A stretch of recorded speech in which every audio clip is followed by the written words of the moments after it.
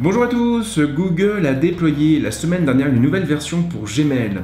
Cette version elle apporte une nouvelle interface, bien sûr, mais également de nouvelles fonctions axées sur la productivité. Du coup, histoire de changer un peu et de nous sortir des tests, je me suis dit que ça pouvait être intéressant d'en faire un screencast et de vous présenter du coup les 4 principales fonctionnalités de la nouvelle version de Gmail. Ces fonctions, elles sont évidemment loin d'être anecdotiques et apprendre à les maîtriser reviendra également à doper votre productivité et à faciliter du même coup la gestion de votre boîte à lettres électronique. Mais trêve de bavardage, le moment est venu de passer au vif du sujet et du coup on va se mettre sur l'ordinateur et on va directement attaquer avec le screencast. Et nous voilà donc sur l'ordinateur et plus précisément sur mon compte Gmail principal, un compte que j'utilise à la fois pour mes courriers personnels et pour mes courriers professionnels. Alors l'avantage de ce compte, c'est qu'il est vieux et il est surtout surchargé, j'ai à peu près 16 Go de mail dedans. Et du coup, on va justement voir en quoi les nouvelles fonctions apportées à Gmail peuvent nous être utiles au quotidien pour gérer une boîte de ce type. Et la première fonction que je voulais vous présenter, c'est la fonction snooze, que l'on appelle également en français mettre en attente.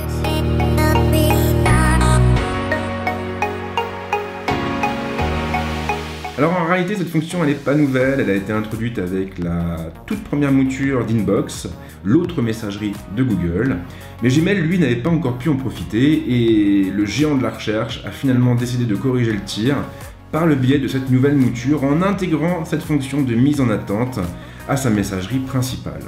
Alors en gros, à quoi va servir cette fonction? Eh bien tout simplement à faire disparaître un courriel de votre boîte à lettres électronique pour vous le renvoyer ensuite à la date et à l'heure voulue. L'avantage de cette fonction, c'est qu'elle est très simple à utiliser. Tout ce que vous avez à faire, c'est de prendre le curseur de la souris et de le déplacer sur le message qui vous intéresse.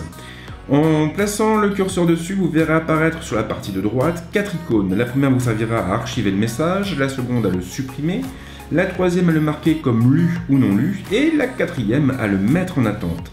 C'est cette fonction, cette icône qui vous intéresse. Si vous cliquez dessus, vous ferez apparaître une liste d'options contextuelles. Ces options vous permettront de décaler la réception du message à une date ultérieure. Par défaut, vous avez plusieurs choix qui vous sont proposés. Vous pouvez le décaler à plus tard dans la journée, à demain, à plus tard dans la semaine, à ce week-end, à la semaine prochaine ou bien à une date indéterminée. Mais si vous voulez aller plus loin et définir vous-même l'heure et la date à laquelle vous recevrez de nouveau ce message, il suffira d'aller chercher la dernière option de la liste, de cliquer ensuite dans le calendrier pour choisir une journée et d'aller ensuite modifier l'heure sur la droite en saisissant tout simplement l'heure de votre choix. Lorsque ce sera fait, il ne vous restera plus qu'à cliquer sur le bouton enregistrer pour valider la mise en attente. Et du coup la conversation elle reviendra dans votre boîte de réception à l'heure et la date définie par vos soins. Maintenant on va passer à la seconde fonction, une fonction qui est vraiment géniale et qui va tout simplement vous permettre de retrouver votre agenda, vos tâches et vos notes directement depuis Gmail.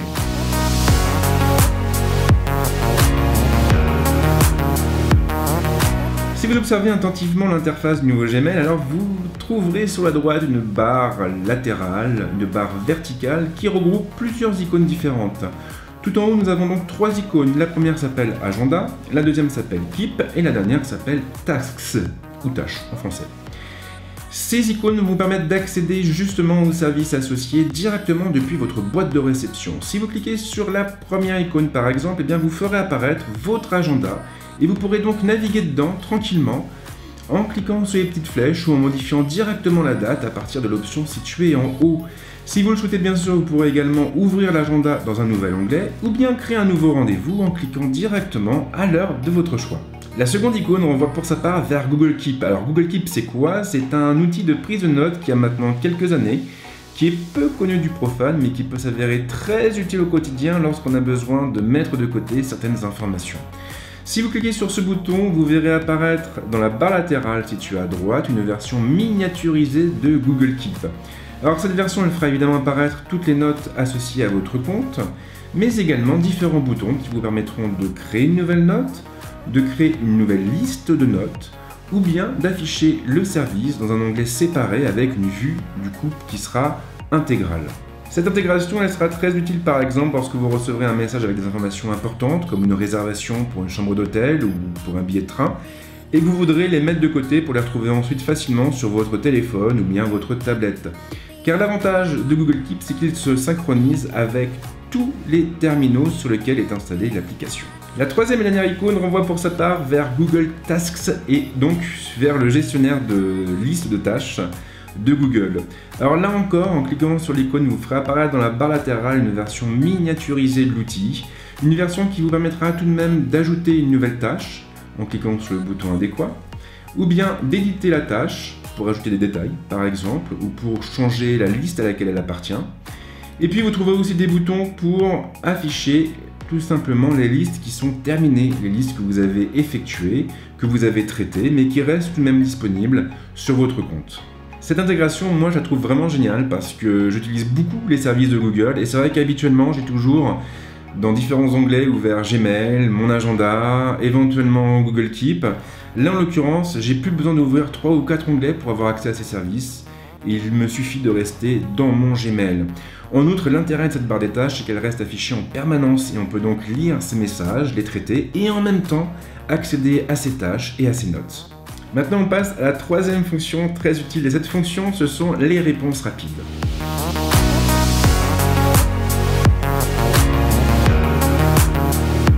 Alors ce n'est pas une révélation, mais tous les courriels reçus ne nécessitent pas forcément de longues réponses.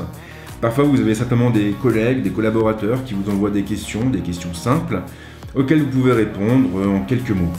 Donc plutôt que de vous forcer à répondre à chaque fois, de taper vos réponses avec le clavier, Google a mis en place un système de réponse rapide dont le contenu variera en fonction du message reçu. Cette fonction, elle est très pratique au quotidien et en plus, elle est extrêmement simple à utiliser. Pour accéder aux réponses rapides, eh bien, il vous suffit tout simplement de commencer par ouvrir un message, peu importe lequel. Ensuite, si le contenu du message est compatible avec le principe de réponse rapide, vous trouverez en bas les différentes réponses proposées par Google. Donc ici, en l'occurrence, mon grand-père m'a envoyé un PowerPoint traitant du muguet, visiblement, et j'ai donc la possibilité de lui répondre en un clic avec 3 choix à la clé. Je vais pouvoir lui dire merci, je vais pouvoir lui dire magnifique ou bien joli.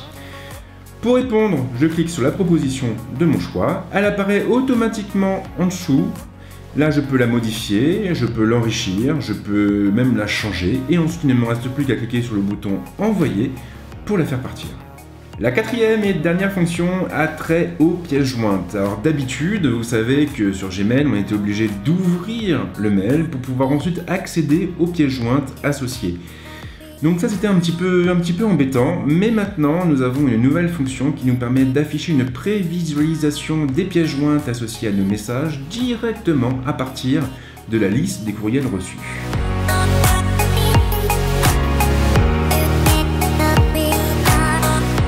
Pour l'activer, ce n'est pas compliqué, il faudra simplement cocher l'option affichage par défaut. Cette option, elle se trouve dans le menu paramètres et dans le sous-menu densité d'affichage. Là, on aura 3 solutions, 3 options possibles.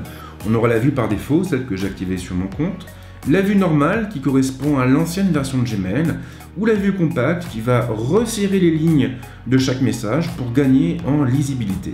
Si vous activez la vue par défaut, alors Gmail va automatiquement afficher sous certains messages des miniatures correspondant tout simplement aux pièces jointes associées au courriel. Donc dans le cas du mail de mon grand-père par exemple, tout à l'heure on a vu qu'il m'avait envoyé une pièce jointe au format PowerPoint. Donc habituellement avec l'ancienne version de Gmail, j'aurais dû ouvrir son message pour pouvoir aller chercher la pièce jointe et l'afficher ensuite à l'écran.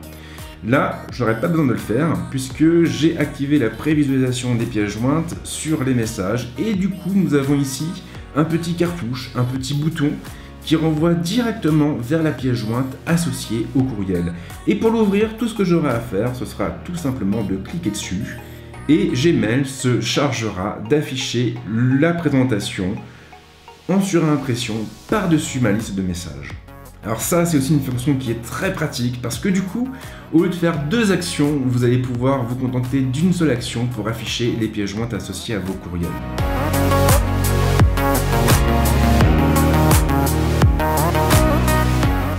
Et voilà pour ce tour d'horizon du nouveau Gmail. Alors bien sûr, ces fonctions, vous n'allez pas forcément toutes les utiliser, mais quand même, vous en avez certaines qui valent vraiment le coup d'œil et qui vont vous permettre de gagner beaucoup de temps au quotidien. En ce qui me concerne, les fonctions que j'utilise le plus, c'est déjà la fonction mise en attente, qui me permet de soulager un peu ma boîte mail en faisant disparaître les messages que je ne peux pas traiter dans l'immédiat, et de les reporter du coup à plus tard dans la journée ou bien même au lendemain. Après, j'aime beaucoup aussi cette fameuse barre latérale qui me permet de garder la main sur mon Google Agenda, sur mes tâches, sur mes notes, et ça vraiment pour moi c'était la fonction qui manquait le plus à Gmail.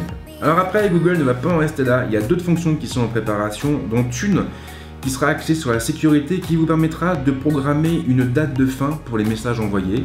Donc là on partira un peu sur un concept similaire à celui de Snapchat, et on pourra donc programmer l'autodestruction de certains courriels en les envoyant, ce qui sera assez utile dans le cas où on aura besoin d'envoyer des informations privées, des informations confidentielles qu'on n'a pas forcément envie de devoir partager avec tout le monde. Voilà, je vais m'arrêter là. Comme d'hab, si vous avez aimé la vidéo, n'hésitez pas à lâcher un petit like, ça fait toujours plaisir.